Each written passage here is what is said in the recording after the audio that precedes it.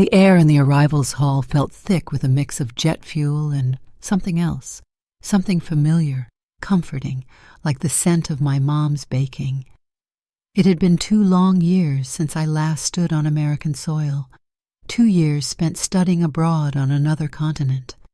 That's a lifetime when you're in your early 20s, a period of constant change and growth. But as I spotted my parents waving enthusiastically from behind the barrier, all the changes and growth seemed to melt away, replaced by the pure, overwhelming joy of coming home. The hugs were tight, tearful, the kind that squeeze the breath right out of you but leave you feeling utterly safe. It was the kind of welcome I'd dreamed about during countless lonely nights in my tiny dorm room. After the initial flurry of emotion, my mom turned to me, her eyes sparkling. "There's someone else who couldn't wait to see you." And then he appeared, Jason, my younger brother. Growing up, he was always just Jason, a 1.5 years younger, perpetually glued to my side, a gangly kid with more elbows and knees than seemed physically possible. He was my shadow, my partner in crime during childhood adventures, the annoying little brother who always wanted to play video games when I had friends over. But the guy who walked towards me now, wow, I almost didn't recognize him. The shy, skinny kid I remembered had vanished, replaced by someone different. He was tall, easily 6'something, with broad shoulders that filled out the tight black t-shirt he was wearing. He moved with a quiet confidence I'd never seen in him before. It was like he'd stepped straight out of one of those unbelievable glow-up posts you see online. When he hugged me, it wasn't the awkward side-hugging thing I remembered. This was a full-on embrace, and I could actually feel the muscles in his back. It was surreal. You've grown," I stammered, pulling away and genuinely shocked. He just laughed, a deeper sound than I recalled, and scratched the back of his neck, a hint of his old awkwardness peeking through. "Yeah, well, it happens." It wasn't just his appearance, though. He smelled amazing. I couldn't quite place it. Maybe a new cologne, or maybe it was just him, his natural scent, but it caught me completely off guard. Throughout the evening, as we caught up over my mom's famous lasagna, I kept finding myself glancing at him, noticing little things I'd never paid attention to before. The way his eyes crinkled at the corners when he smiled, the deeper tone of his laugh, the calm energy he seemed to exude. It felt like I was meeting a new person, someone I was inexplicably drawn to, even though I'd known him my entire life. That first night back, after all the hugs and catching up, and after devouring a mountain of lasagna, I was completely wiped out. 18 hours of travel, layovers, and the general stress of flying had drained every last bit of energy from me. So after we all said goodnight, I practically crawled upstairs to shower and collapse in my old room. My room. It was exactly as I'd left it. My parents had turned part of it into a guest room while I was away, but they'd kept my old posters on the walls, my bookshelf still crammed with young adult novels, and even some of my high school notebooks lying around. Stepping inside felt like stepping into a time capsule. Nostalgia hit me hard, a wave of memories washing over me. But honestly, all I really wanted was to crawl into bed and pass out. I took a long hot shower, letting the water wash away the stiffness from the long flight. It felt incredible, like the first real moment of peace I'd had in weeks. Once I was done, I threw on an oversized t-shirt, turned off the lights, and slid under the familiar soft blankets. My room was cool, cozy, and quiet, the kind of deep quiet that only your childhood home can provide. I lay there in the dark, the gentle hum of the central heating the only sound. I don't know if it was the jet lag, the stress of school finally melting away, or maybe just the way Jason had reappeared in my life, looking like that. But as I lay there, my mind started to wander. It had been a long time since I'd had any kind of intimacy, a really long time. Between school, work, and just general life, I hadn't had the time or energy to connect with anyone on that level. So I figured, why not take a little time for myself? I was alone, the house was quiet, and it seemed like the perfect moment to just relax. I closed my eyes, and my hands began to wander, lightly brushing over my skin. At first, it felt soft and comforting, a way of reconnecting with myself after being away for so long. My fingers traced the curve of my lips, then down my neck, and I felt a warmth begin to build inside me. The warmth inside me grew, a gentle ember starting to glow. My fingers drifted lower, the sensation both familiar and new after so long. But then, out of nowhere, his face flashed through my thoughts. Jason. It wasn't intentional, not at all. But there he was in my mind's eye, his sharp jawline, the slightly messy way his dark hair fell across his forehead, that quiet confidence that now seemed to radiate from him. A heat rose in my chest, spreading lower, consuming me like a wildfire. I tried to shake it off, telling myself it was just my brain being weird because I hadn't seen him in years. But the thought lingered persistent. The more I tried to push it away, the stronger it became. I kept imagining him, how different he looked, the deeper edge to his laugh now. I pictured how solid he felt when he hugged me earlier, and before I knew it, I stopped trying to fight it. I let the thought in, and my fingers moved lower, losing myself in the warmth that was growing. My breathing quickened, becoming shallow as I sank deeper into the sensation. The room grew even quieter, like the world had faded away, except for me and this intense feeling building inside me. Then there he was again, Jason, in my mind. This time, I didn't try to stop it. I imagined his hands, strong and sure, brushing against my skin, his voice low and teasing, saying my name.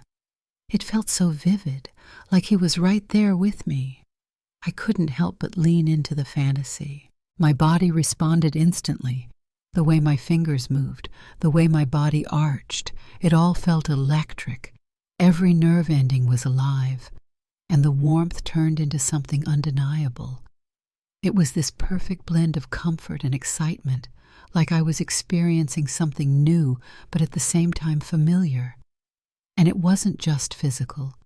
There was this emotional intensity, too. Maybe it was because Jason had been such a big part of my life growing up.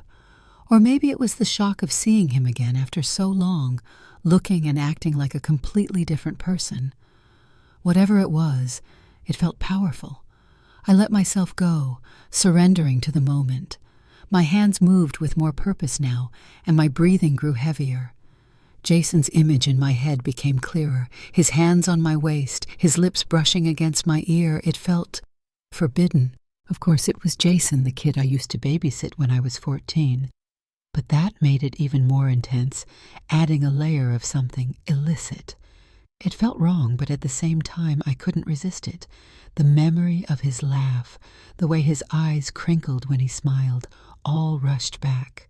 But now it was layered with this new attraction I didn't know how to deal with.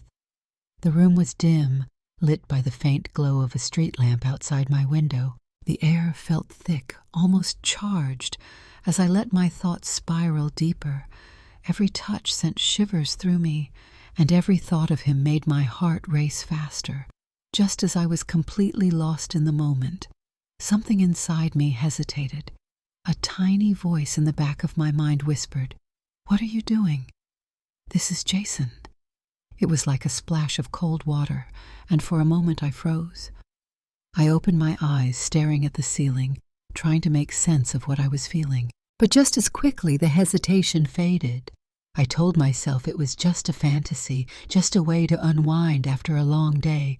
No harm, no foul, right? So I closed my eyes again and let myself fall back into that warm electric haze. My fingers moved with intention now, and I let the fantasy take over completely. There was no more hesitation, just the sound of my breathing, the softness of the blankets around me, and the vivid image of Jason in my mind. I imagined everything, the way his hands would feel, big and warm yet rough from maybe working out, his voice low and teasing, calling my name in a way that would send shivers up my spine, and his eyes. I couldn't get them out of my head. They were a mix of mischief and calm, like he always had some secret he wasn't sharing. And that was the thing.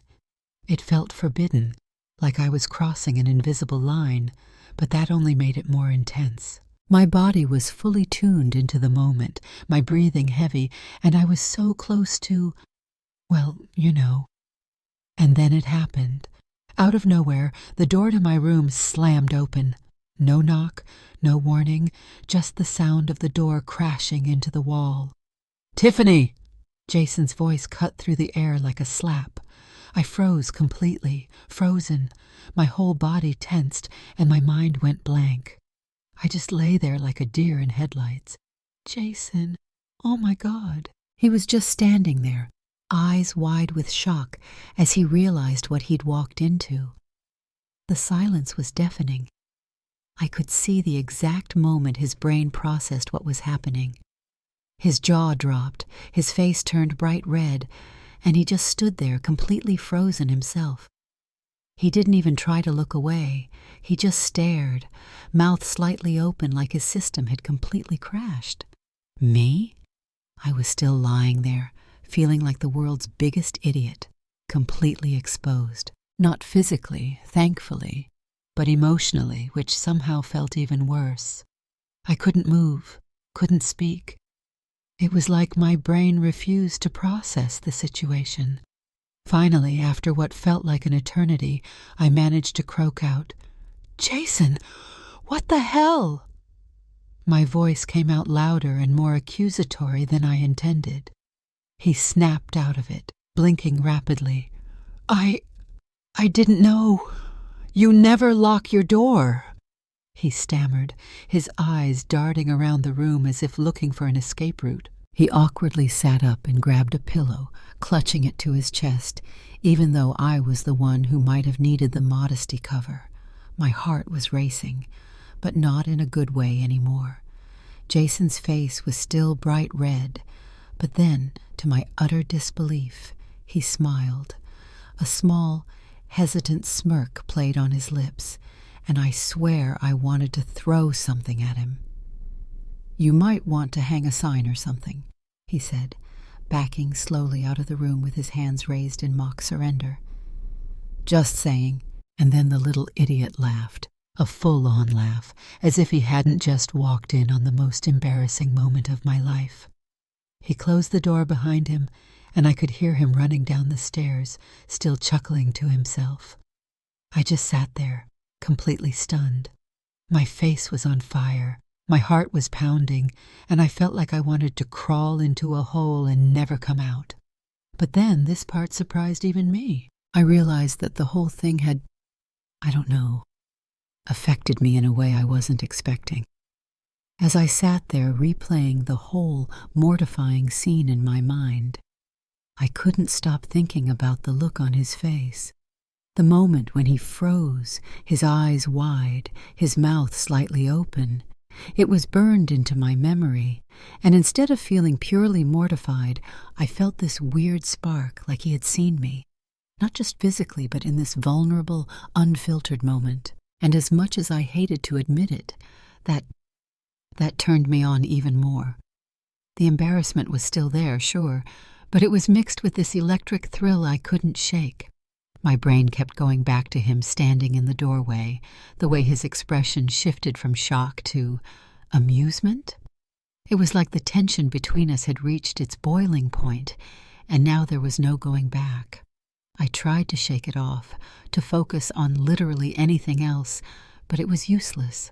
The image of him standing there was seared into my brain, and every time I thought about it, that spark turned into a full-blown fire. The next few hours were a blur of pacing around my room, trying to calm down and make sense of what I was feeling. But the more I thought about it, the more I realized something had shifted within me. This wasn't just about a fleeting moment of attraction anymore. It was about him, Jason, the kid I grew up with, the one who used to annoy me by mimicking everything I did, the friend I hadn't really seen in years. I couldn't deny it anymore. I wanted him, and not just in some abstract, faraway fantasy way. I wanted him. The whole next day, the memory of what happened kept replaying in my mind. No matter what I did, I couldn't shake it. It wasn't just the embarrassment anymore. It was the thrill. Jason, on the other hand, was acting like absolutely nothing had happened. He was totally normal, cracking jokes at breakfast, scrolling through his phone while my mom talked about some new recipe she wanted to try. It was like the whole thing didn't even faze him. Meanwhile, I could barely make eye contact, feeling like I was going to spontaneously combust into a pile of awkwardness. I spent most of the day actively avoiding him, which wasn't easy in a house that small. I helped my mom with laundry, caught up on some emails, and tried to distract myself with a book I'd been meaning to finish for months. But no matter how engrossed I tried to become in the story, my mind kept drifting back to him, to the look on his face, to that unexpected spark. Then, later in the afternoon, my dad called me into the living room. He and my mom were sitting on the couch, looking like they were about to drop some kind of major news. "We're heading out tonight," my dad said, his tone casual but with a hint of something else I couldn't quite place. "Your grandparents need some help with a few things, so we're driving over there. We'll probably stay late, but we'll be back first thing in the morning. We'll celebrate your return properly tomorrow, okay?" I nodded, trying to look normal even though my heart suddenly started racing. Jason was sitting across the room, flipping through a magazine, seemingly oblivious. My dad called out to him, "Hey, Jason, you're in charge while we're gone. Don't burn the house down." Jason looked up and grinned, that same slightly mischievous grin I'd seen the night before. "No promises, but I'll try." My mom laughed, and they started gathering their things to leave.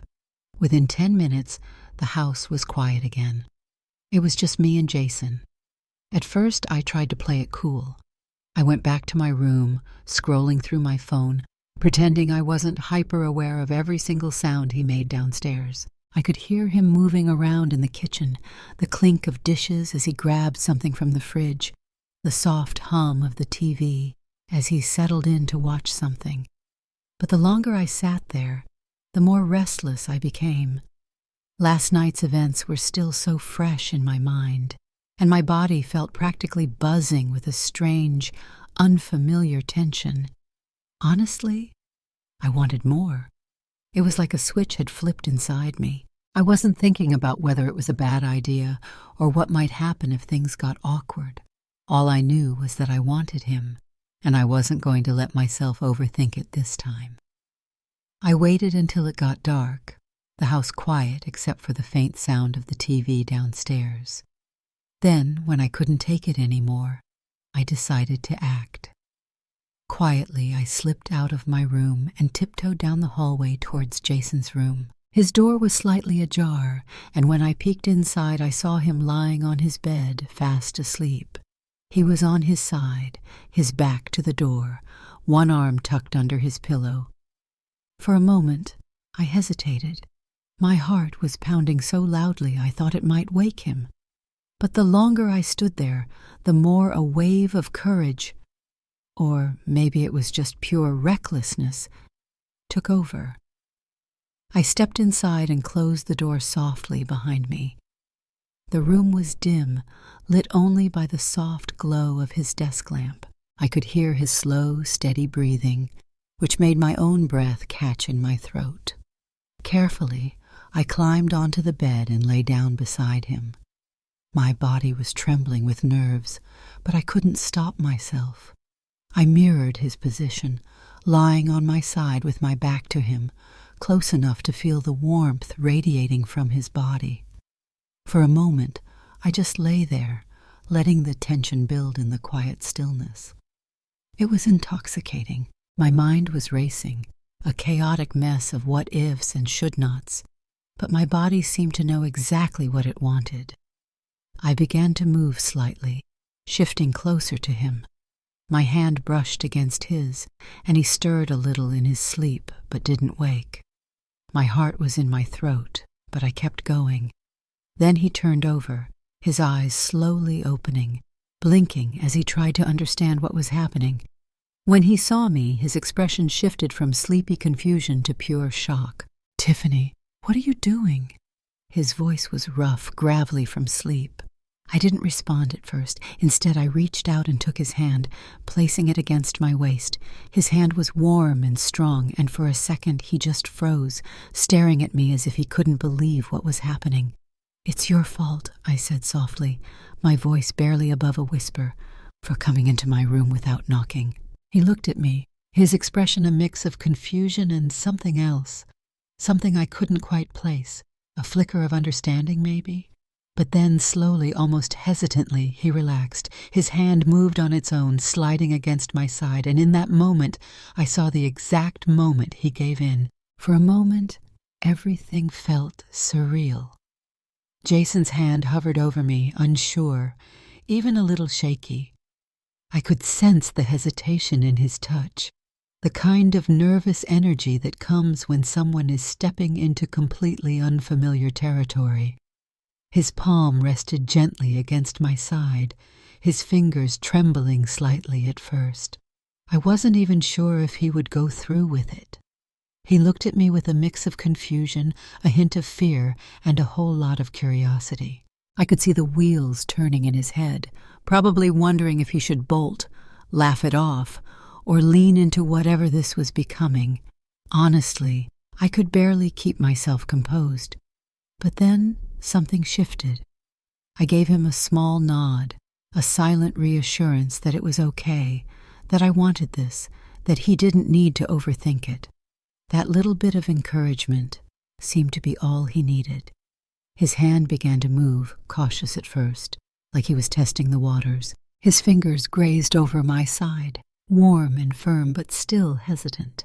I could see the uncertainty on his face, but there was also a growing determination. He wanted to do this right, even if he didn't fully know what he was doing, and somehow that made it even more intense. When his hand brushed against my skin, I couldn't help but let out a shaky breath. It wasn't just the physical sensation. It was the way he was putting so much effort into it, the way he was clearly trying to read me, to figure out what felt good and what didn't. There was something so raw, so vulnerable about it. I kept my hand on his chest, feeling the rise and fall of his breath. His skin was warm under my palm, and I could feel the faint texture of muscle beneath. His chest was broad and solid, and I couldn't help but notice the faint veins running along his arms, visible even in the dim light. Jason's nervousness started to fade as he got more into it. His movements became more confident, more deliberate. He wasn't just fumbling around anymore. He was paying attention, watching my reactions, and adjusting accordingly. And honestly, he was doing a great job. I couldn't help but smile a little, even as my body tensed with anticipation. There was something so endearing about the way he was approaching this, like he was discovering something entirely new but putting his whole heart into it. It wasn't perfect, of course. There were moments where his inexperience showed, where he hesitated or fumbled slightly. But the effort he was putting in, the way he was so clearly focused on making this a good experience for both of us, made up for everything. And for me, it was overwhelming in the best way. Every sensation felt amplified, like my entire body was tuned into him. The room felt hotter, the air thicker, and I could feel this electric current running between us. It was so much more than I expected, so much more intense than anything I'd felt in a long time. Jason's confidence grew with each passing second. His movements became more fluid, more sure. I could see the change in him, the way his initial fear started to melt away, replaced by something bolder. As for me, I was fully lost in the moment. It was like everything else faded away. The awkwardness, the hesitation, the fear of what this might mean. All that mattered was him and the connection we were building, the way we were both fully present in this moment. And then it happened. That rush, that wave of pure sensation that left me breathless. It felt different. Maybe because it wasn't just physical. It was emotional too. It was the way he looked at me, the way he was so clearly trying, the way we were both stepping into something completely new together. I let out a shaky laugh, my forehead resting against his. "You're better at this than I thought," I teased softly, my voice barely above a whisper. He grinned, a mix of pride and relief washing over his face. "I didn't think I'd survive this," he admitted, his voice just as quiet. We both laughed softly, the tension between us dissolving into something warmer, something lighter.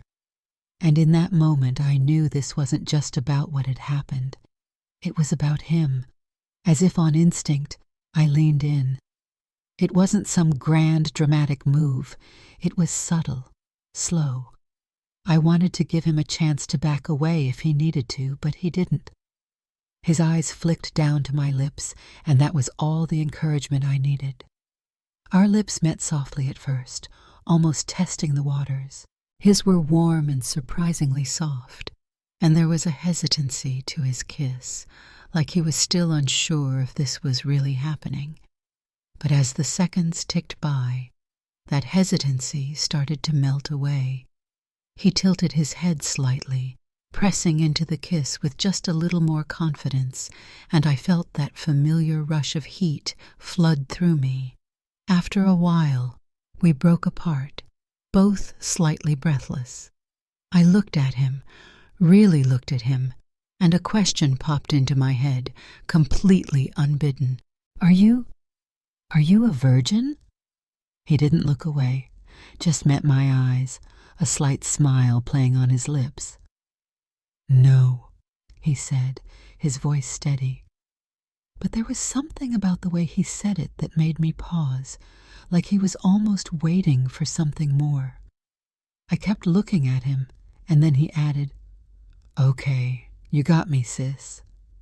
I didn't really process what he meant at first, too wrapped up in my own thoughts and the whirlwind of emotions crashing over me. When I finally left his room and went back to my own, everything started to hit me at once, like a slow-motion replay of what had just happened. I felt this intense mix of emotions swirling around, confusion, guilt, maybe even a little bit of shame. It was such a whirlwind, but also so alive, so intense. It felt real in a way nothing else ever had, not even with the guys I'd dated.